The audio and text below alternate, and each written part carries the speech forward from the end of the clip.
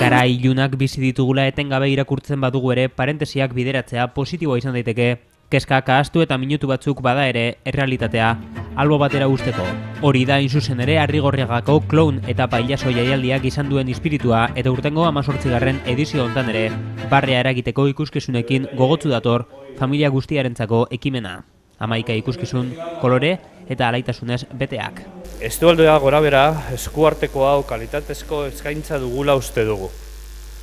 Jar ezazue konfidantza clown proposamen koktel honetan. Zirku berrian, musika ederrak apaindutako zirkuan, zirrara pizten duen gorputz trebetasun eta keinuen edertutako betiko zirkuan.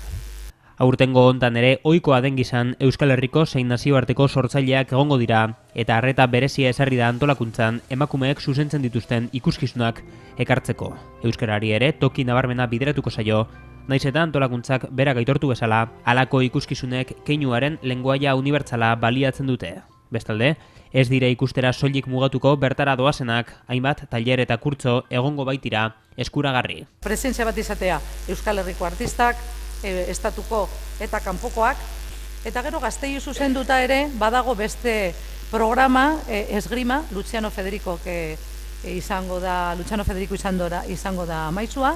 18. urtea denean hasiz joan den jaialdia dugu hau, antzerki komikoaren zirkuitoan erabat integraturik dagoena.